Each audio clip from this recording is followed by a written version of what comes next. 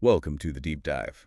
Today we're jumping into Genesis chapter 31. Yeah, this is a big one. It really is. We've got Jacob. He's been working for his uncle Laban for, what, 20 years? 20 years, yeah.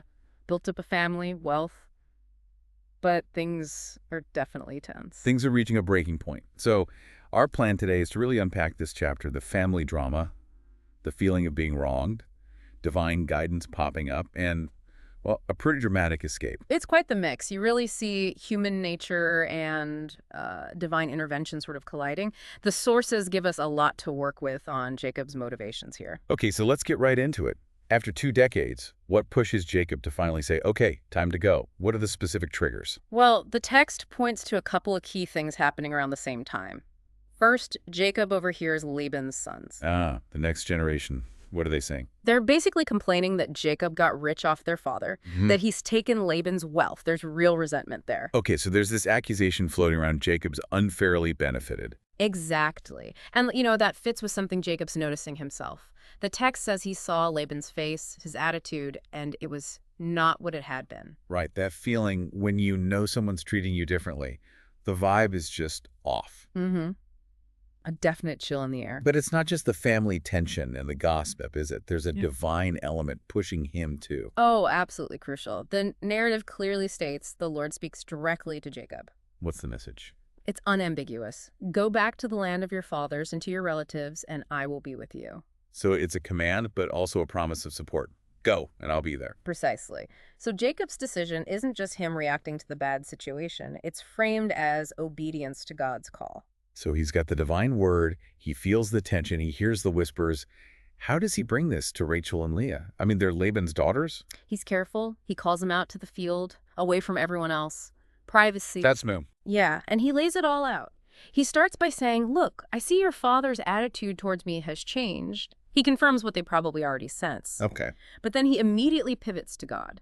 He says, the God of my father has been with me. He credits divine help for his success, even while acknowledging his own hard work. He does mention his effort, right? Like I didn't slack off. Oh yeah, he stresses that he worked with all my strength. He wants them to know he pulled his weight. But then comes the big grievance. Laban. He says their father cheated him, specifically changing his wages 10 times. 10 times. That number really lands, doesn't it? It shows this wasn't a one-off thing. It was a pattern. Definitely paints a picture of, well, ongoing manipulation from Jacob's point of view. But Jacob doesn't stop there. He tells them that even though Laban kept trying to cheat him, God stepped in. God stepped in. He points to the livestock, how the speckled and streaked animals ended up being born. He says whenever Laban changed the deal about which type of animal was his wage, God made sure those were the ones born. That's exactly what Jacob claims. He says God essentially overruled Laban's schemes and made sure Jacob got paid, even redirecting Laban's wealth to him. He puts it bluntly. So God has taken away your father's livestock and has given them to me. Wow, so he sees it as divine justice, basically, correcting the unfairness. That's his narrative, and he backs it up with a dream. Ah, yes, the dream. Tell us about that. He recounts this dream where he saw the male goats mating, and they were the specific types streaked, speckled, spotted that Laban had designated as his wages at different times. Okay. And then in the dream, the angel of God appears and points this out, saying something like, see, this is happening because I have seen everything Laban is doing to you. So the dream is like divine confirmation. God sees the injustice, and God is acting. Exactly. And the angel even identifies himself specifically as the God of Bethel. This immediately throws Jacob back to that earlier, really foundational moment in his life where he made a vow and God made promises to him. Right, connecting his past encounter with God to his present situation. Powerful stuff. Very. It grounds the whole thing in his history with God. And then the dream concludes with the command again. To leave. Yep. The angel says, now leave this land at once and go back to your native land. So you see, it's all layered, the bad blood with Laban and his sons, the feeling of being cheated, God's direct command, this confirming dream, and, well, he needs his wives on board. So how do Rachel and Leah react to all this? Are they like, whoa, hang on, leave, Dad? Not at all. They are completely behind him. Their response is actually really revealing. Why is that? What do they say? They basically say they feel like outsiders in their own father's house, like foreigners. Ouch. Yeah. And they make this really sharp accusation. They say Laban sold them. Sold them, meaning for Jacob's years of service. That seems to be the implication. And then they add, he used up what was paid for us. Used up the payment. Yeah. So they feel like Jacob worked for them, for their dowry, essentially, and Laban just pocketed it all, gave them nothing. That's exactly their perspective. They feel cheated out of their inheritance, their value. So when Jacob talks about the wealth God took from Laban, They see it as theirs. right, they say that wealth rightfully belongs to us and our children. It's their restitution in a way. That adds a whole other dimension. It's not just Jacob versus Laban over wages. It's the daughters feeling robbed by their father. Absolutely. It makes their decision to leave much clearer. Their final word to Jacob is basically, look, whatever God told you to do, just do it. Full endorsement. Okay, so everyone's agreed. God has spoken. Time to pack. But this isn't exactly an open departure. No, definitely not. It's a stealth operation. Jacob gets everything ready, kids, wives on camels, all the livestock, all the goods he's accumulated. Destination. Canaan, back to his father Isaac. And there's a key detail slipped in here, something Rachel does. Yes. While Laban is conveniently off shearing his sheep, which would take him away for a bit, Good timing. Rachel steals her father's household gods, the teraphim. Okay, hold on. Why? The text just says she does it right. It doesn't give her reason right then. Not at this point, no. It just notes the action. It becomes a huge point of contention later, but for now it's just something she does in secret as they're leaving. And Jacob's strategy is pure deception, basically. The text calls it that. It says he deceived Laban the Aramean by not telling him he was running away. Didn't even leave a note. Just gone. Pretty much. He fled with all he had, crosses the Euphrates River, and heads towards Gilead. Try and put some serious distance between them. Well, Laban finds out pretty fast. Yeah, word gets back to him on the third day, and he is not happy. He rounds up his relatives and takes off after Jacob. For 7 days, he's really determined. Oh, absolutely. He covers a lot of ground and finally catches up to Jacob's camp in the hill country of Gilead, but just before the big confrontation. God steps in again. Yeah. But this time, God speaks to Laban in a dream at night. What's the message for Laban? It's a stark warning. Be careful not to say anything to Jacob, either good or bad. Basically, don't mess with him. Don't threaten him. Don't even try to sweet-talk him. A divine muzzle, essentially. Wow. So Laban arrives, probably furious, but with this divine warning ringing in his ears. How does the confrontation start? Laban comes in hot. He accuses Jacob of tricking him, of carrying off his daughters like they were prisoners of war. Playing the victim card. Totally. He complains about being denied a proper farewell, music, kisses for the grandkids, the whole shebang.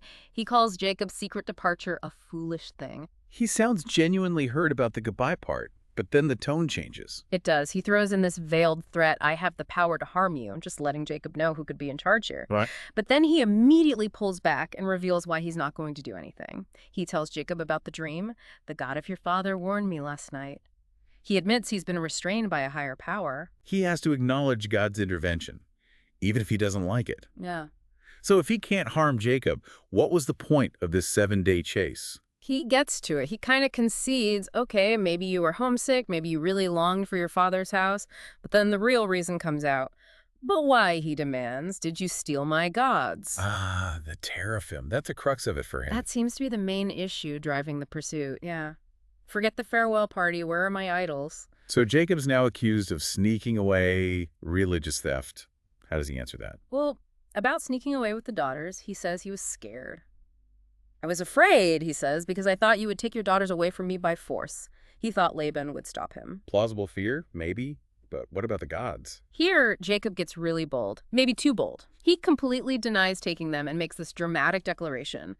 Anyone found with your gods shall not live. Whoa, that's intense. It is. And he says it right in front of everyone, inviting Laban to search the whole camp. If you find anything of yours, take it. And the killer irony here is, he has absolutely no idea Rachel took them.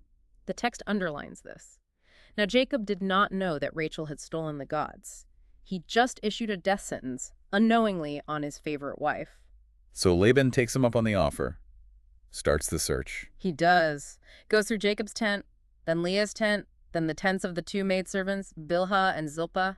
Nothing. And finally, Rachel's tent. Finally, Rachel's tent. And she's ready for him. How does she hide them?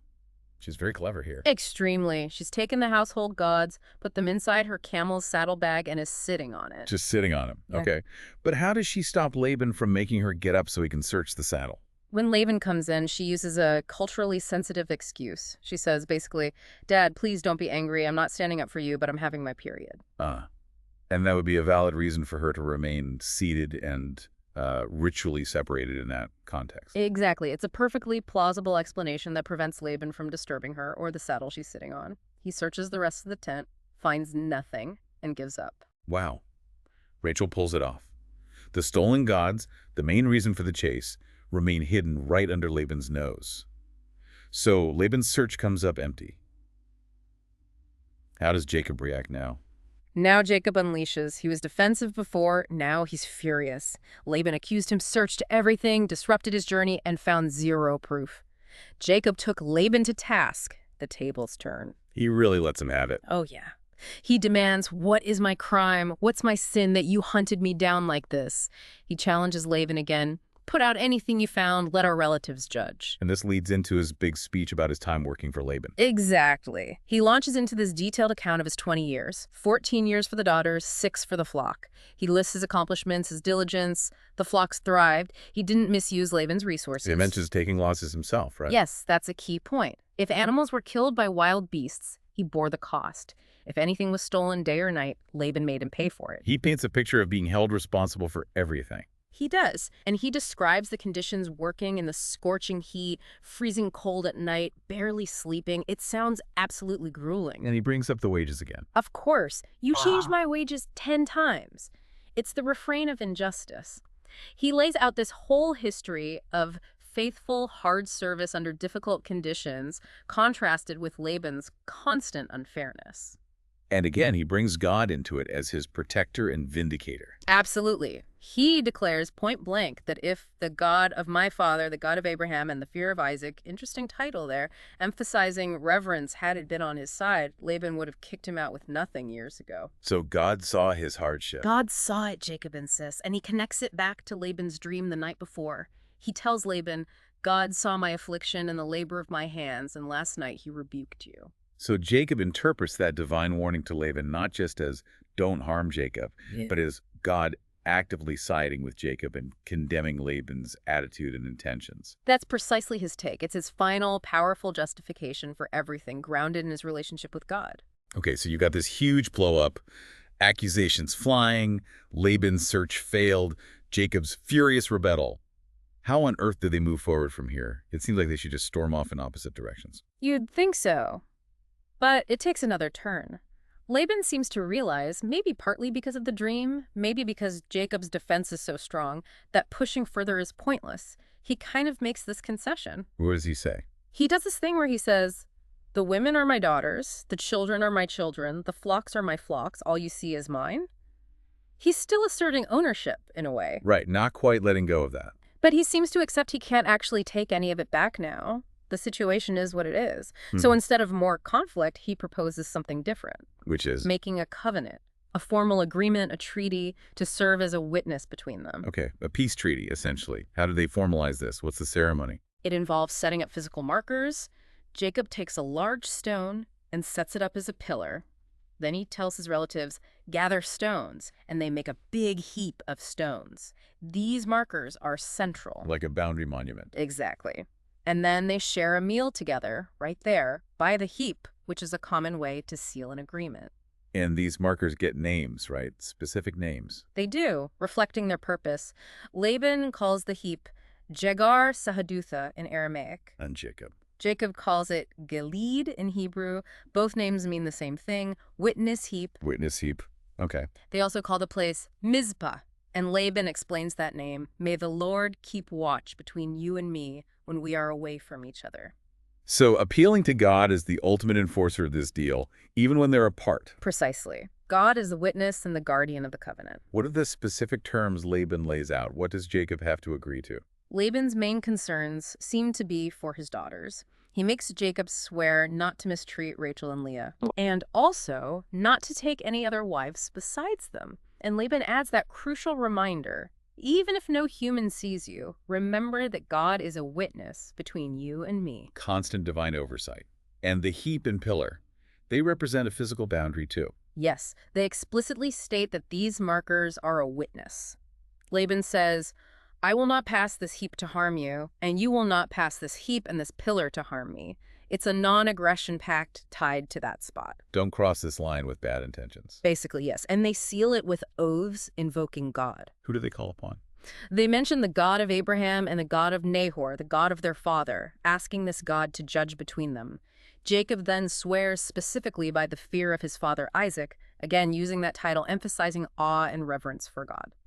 Very solemn agreement, sealed with sacrifice too. Yes, Jacob offers a sacrifice there on the mountain, invites everyone to the covenant meal, and they all spend the night there. And the next morning, the final parting. It's described much more peacefully than the escape. Early the next morning, Laban kisses his grandchildren and his daughters, blesses them, and then he turns around and heads back home. Jacob continues on his way. Wow. So it goes from secret escape to angry pursuit, accusations, hidden idols, furious arguments, all the way to a formal covenant witnessed by God and a relatively peaceful farewell. It's an incredible sequence, just packed with human emotion, fear, deception, anger, cunning, resentment, all tangled up with these moments of clear divine intervention, guidance for Jacob, restraint on Laban. It really paints a complex picture of family ties, power shifts, and the difficulty of trust after feeling betrayed. Absolutely. And what stands out is how everyone, in their own way, brings God into the equation. Jacob sees God as his vindicator and protector. Laban acknowledges God's power to restrain him. Both use God as the ultimate witness for their agreement. It leaves you thinking, doesn't it? Consider how this story shows people navigating really messy human conflicts full of their own flaws and schemes while also trying to understand or appeal to divine power and justice within that mess. Yeah, it's not neat or simple. It shows this complex interplay between human actions, motivations, and how they perceive God acting or how they want God to act in the middle of it all. It's a fascinating dynamic. Definitely a lot to chew on there about faith, family, and conflict.